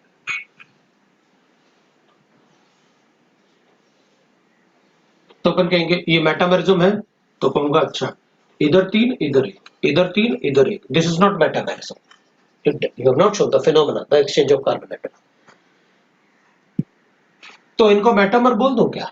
अच्छा देख लो भाई, फंक्शनल ग्रुप के दोनों तरफ कार्बन होना चाहिए और अलग अलग आइयूपेक नेम होना चाहिए, they will be the metamers. Isomers, Meta word तब यूज होगा जब फंक्शनल ग्रुप के दोनों तरफ कार्बन, ठीक है। तो ये फिनोमेना शो नहीं किया, लेकिन मेटामर्स भाई, एक मॉलिक्यूलर फॉर्मूला के सिर्फ 2 ही स्ट्रक्चर थोड़ी बनते हैं, नंबर ऑफ मॉलिक्यूल्स बनाते हैं ना आप, तो स्ट्रक्चर बनाते हैं ना, तो वो सब क्या होते हैं, वो आइसोमर होते हैं। आइसोमरिज्म फिनोमेना थोड़ी शो कर सकते हैं भाई। आपने हेक्सेन के चेन आइसोमर में 3 ही तो चेन आइसोमर बताए थे, बनाए तो 5 थे ना, तो जो 5 बने थे वो आइसोमरिज्म फिनोमेना था। जो 5 बनाए थे वो तो आपने आइसोमर्स बनाए थे, लेकिन चेन आइसोमरिज्म तो 3 ही लिखे थे आपने। आइसोमरिज्म मैंने शुरुआत की थी वही बताया था, आइसोमरिज्म इज अ फिनोमेना। तो जब मैं कहूंगा मेटामेरिज्म बताओ कौन से पेयर मेटामेरिज्म शो कर सकते हैं, अच्छा भाई अपन को फिनोमेना बना के बताना है। और मेटामर्स, अच्छा आइसोमर बताने हैं जिसमें फंक्शनल ग्रुप के दोनों तरफ कार्बन हो और डिफरेंट आइयूपेक नेम। तो अगर कोई मेटामेरिज्म भी बता दे और metamers, all metamerisms will be metamers, obvious सी बात है। लेकिन all metamers may not be metamerism, क्योंकि मेटामर का मतलब हो गया फंक्शनल ग्रुप के दोनों तरफ कार्बन और उनका डिफरेंट आइयूपेक नेम, तो मेटामर्स हो जाएंगे। ये मेटामेरिज्म भी है, और मेटामेरिज्म फिनोमेना शो करेगा तो मेटामर्स तो होगा ही होगा। सो ये मेटामेरिज्म भी है एंड मेटामर्स भी है, ये भी मेटामेरिज्म भी है और मेटामर्स, ये दोनों। बट यहां पर मेटामेरिज्म नहीं है, सिर्फ मेटामर्स है। क्यों? आइयूपेक नेम इज डिफरेंट और फंक्शनल ग्रुप के दोनों तरफ कार्बन एटम है, तो मेटामर्स है। अब अपन कहेंगे ठीक है भाई, मान लिया, चलो तुम बोल रहे हो तो मान लेते हैं, लेकिन ये वाला पार्ट अपन को पता रहेगा एफएफसी। मैंने आपसे कहा calculate the number of metamers of molecular formula. अपन ऐसे ले लिया,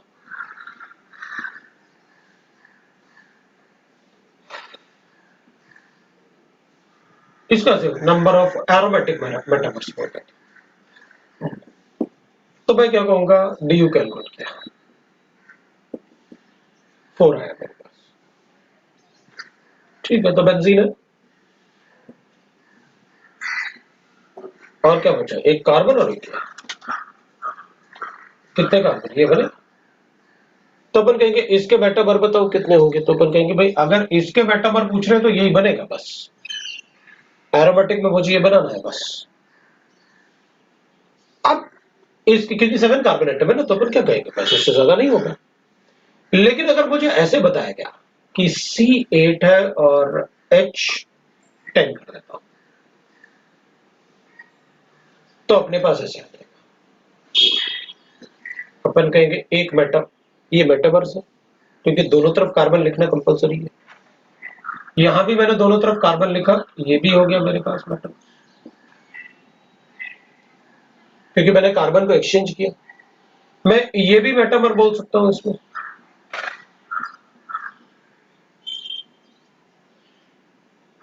मैं ये भी मेटामर बोल सकता हूं इसमें, मैं ये भी मेटामर बोल सकता हूं इसमें।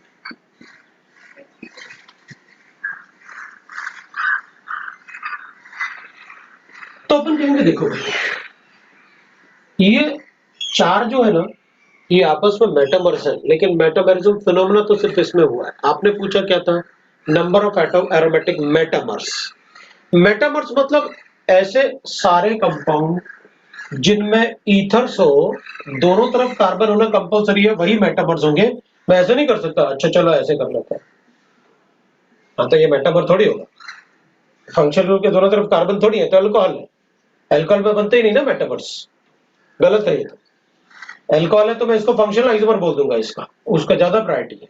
हटाओ भाई, फंक्शनल है ये तो, हमें सिर्फ मेटामर्स चाहिए थे। तो अपन क्या करेंगे, मॉलिक्यूलर फॉर्मूला ड्रॉ करते हैं जिनमें दोनों तरफ कार्बन है और सबके आईयूपैक नेम डिफरेंट होने चाहिए। ये दोनों आपस में मेटामरिज्म शो करते हैं, ये सब आपस में मेटामरिज्म शो कर सकते हैं। क्यों? क्योंकि ऑक्सीजन के एक तरफ यहां रिंग है और 2 कार्बन, इन सब में ऑक्सीजन के एक तरफ नंबर ऑफ कार्बन एटम 7 है और एक तरफ 3 है, लेकिन इसमें 3 है और इसमें 7 है, मतलब ये सारे के सारे ये चारों आपस में क्या हो गए, मेटामर्स हो गए, not metamerism phenomena. Metamerism phenomena का मतलब है कि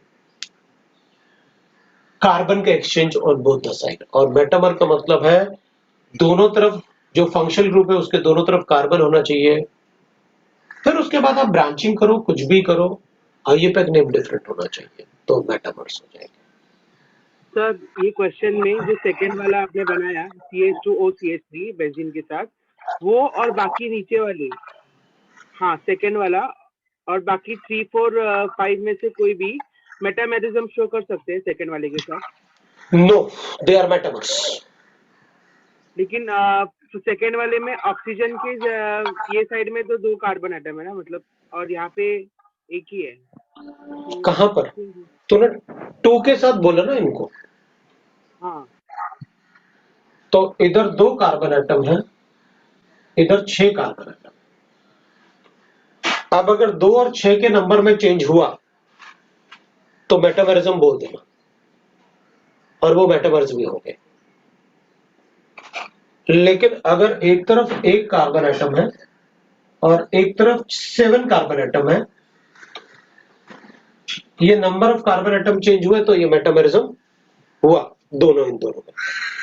अब अगर मैं इसमें चेक करूंगा तो एक तरफ 7 है अच्छा, और एक तरफ 1 ही है, तो मेटामरिज्म नहीं हुआ, दे आर मेटामर्स।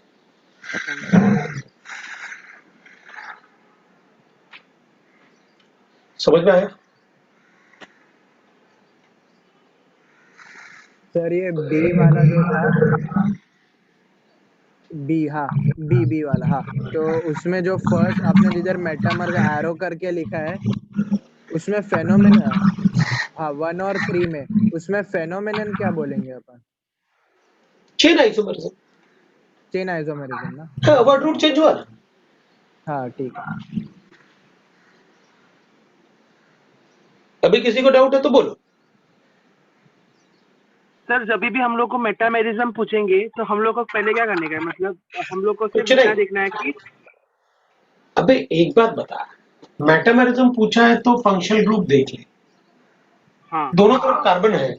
अब कार्बन के हाँ एक्सचेंज कर दे, इधर दो ऐसे बना ले सर्कल लगा के, इधर दो इधर 6, भाई ये नंबर चेंज होना चाहिए, मेटामेरिज्म हो गया।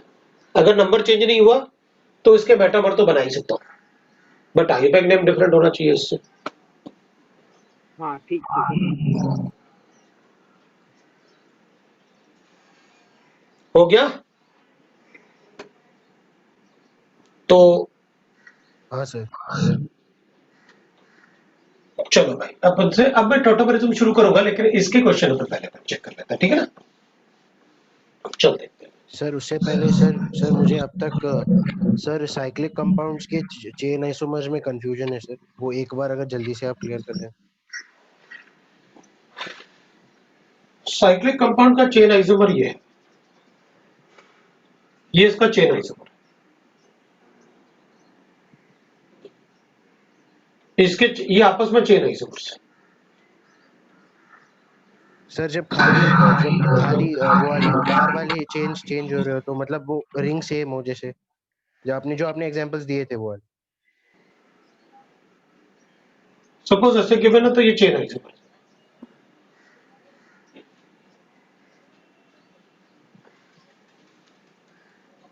ये चेन आइसोमर।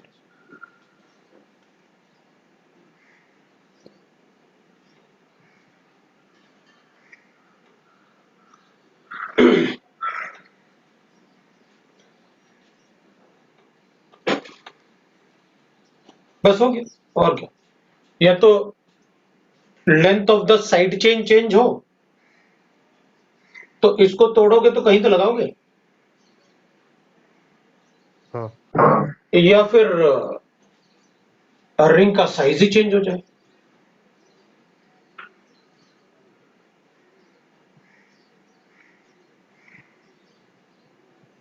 अब जरूरी थोड़ी है कि ऐसे ही बनाओ आप, इसमें मतलब ये ऐसे आप ऐसे ऐसे बनाओ तो अपन को क्या फर्क पड़ेगा, ये भी हो जाएगा।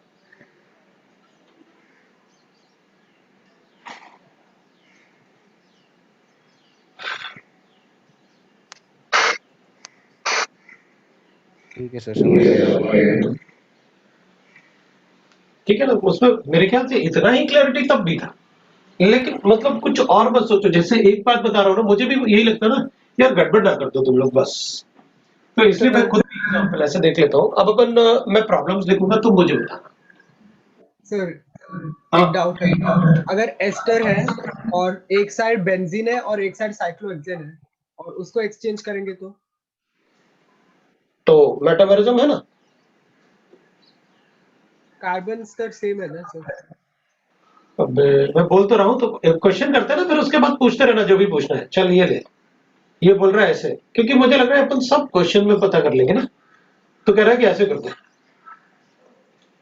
अब मुझे पहले लग रहा था कि एग्जाम्पल लिख लेते हैं, मैंने कहा छोड़ो यार, अपन वो करते हैं, वो लिख देते हैं, फंक्शनल ग्रुप ऐसे लिखता है, ये ले।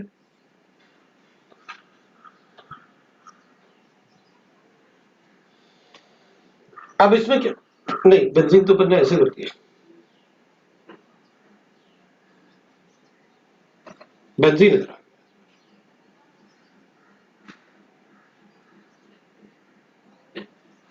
हाँ जी बोलो। सर ये मेटामेरिज्म है कि मेटामास है? तुम क्या सोचते हो? मेटामास। मेटामेरिज्म में number of carbon atom check कर लेते हैं, मैं तो इधर ऐसे चेक करूंगा, इधर 7 और इधर 6, इधर 6 इधर 7, तो मेटामर है। समझा सर।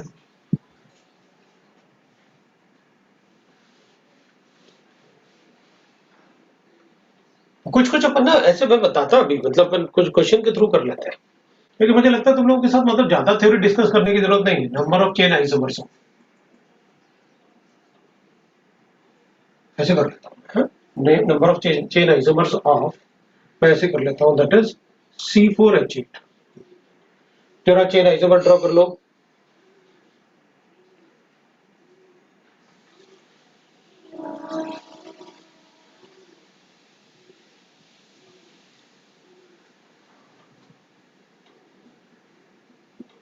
उसमें DU1 है, तो अपन कहेंगे ये लो कर दिया। इसमें ये 1 2 3 है और ये 4 है, 1 2 3 है।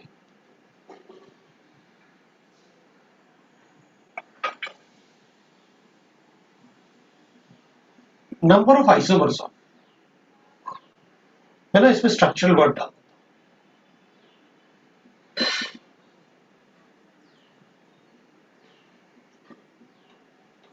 ऐसे कर।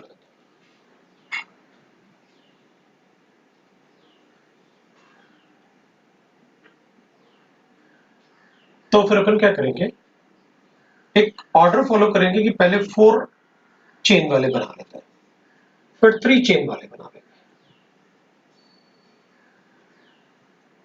बाकी इससे ज्यादा नहीं बनेगा। सर यहाँ लिखूंगा तो ये बन जाएगा, वहां लिखूंगा तो ये बन जाएगा।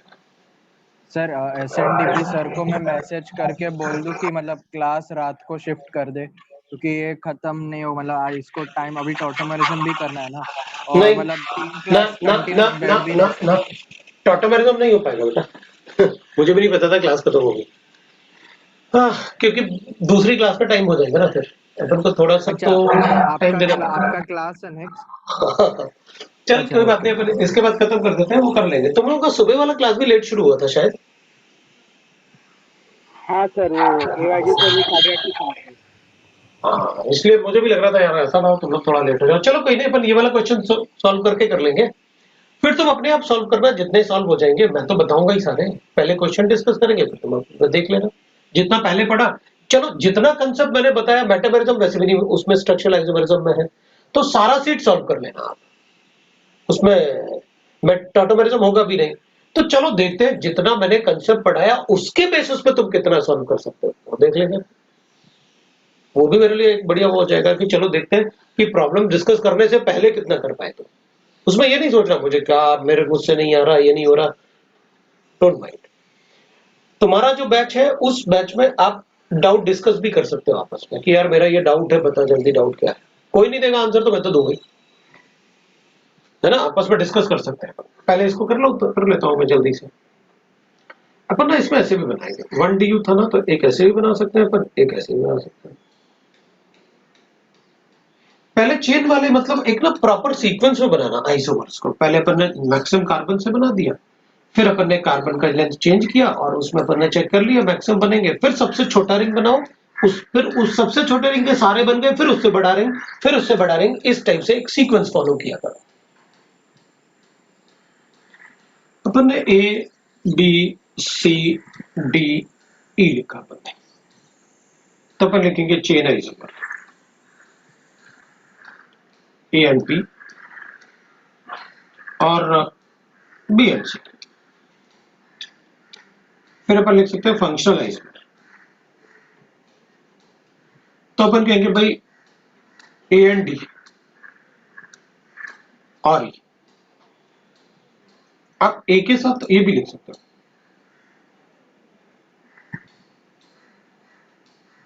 इनमें से कोई भी कॉम्बिनेशन बना देंगे, भाई ये रिंग चेन आइसोमरिज्म हो जाएगा। इसमें डबल बॉन्ड दिख रहा है, एल्कीन इसमें नहीं है, सैचुरेटेड है।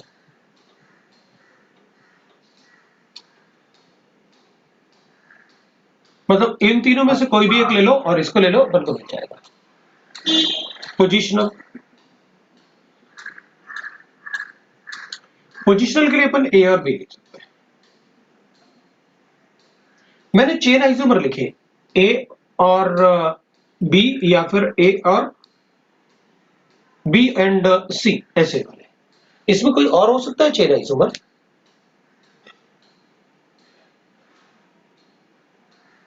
D and E? बिल्कुल BAT तो वेट कर रहा था, बिल्कुल वेट कर रहा था उसी का।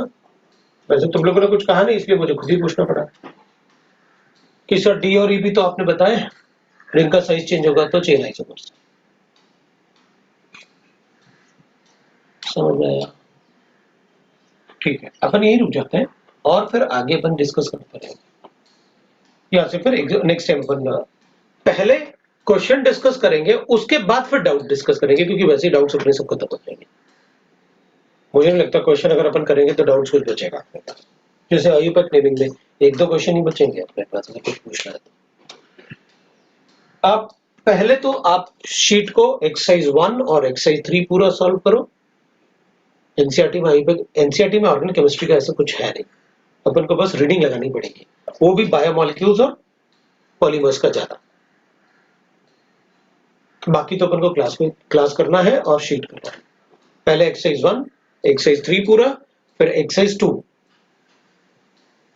कॉम्प्रिहेंशन और मैच द फॉलोइंग वाले पार्ट। पहले हाँ सर। एक्सरसाइज 1 का पार्ट 1 पार्ट 2 करेंगे। जब इतना हो जाएगा तो पार्ट 1 पार्ट 2 अपने आप सर ये नेक्स्ट अपने क्लास पढ़ने का का तरीका होमवर्क है। होमवर्क पूरा शीट हो और खत्म हो गया स्ट्रक्चरल, इसका मतलब शीट पूरा कर डालो, तो एक्सरसाइज 1 ऑलमोस्ट खत्म हो गया था अपना। अब एक्सरसाइज 3 पूरा करना है। एक्सरसाइज 3 और एक्सरसाइज 2 का पार्ट 3 एंड पार्ट 4। एक्सरसाइज 1 को कंप्लीट कर लेना।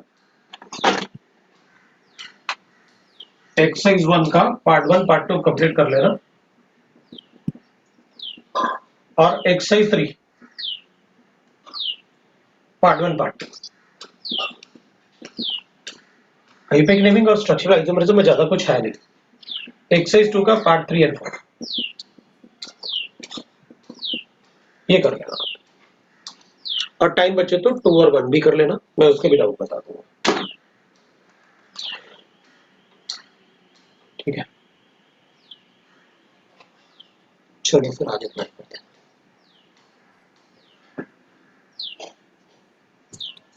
Thank you sir. ठीक है, बाय एवरीबॉडी।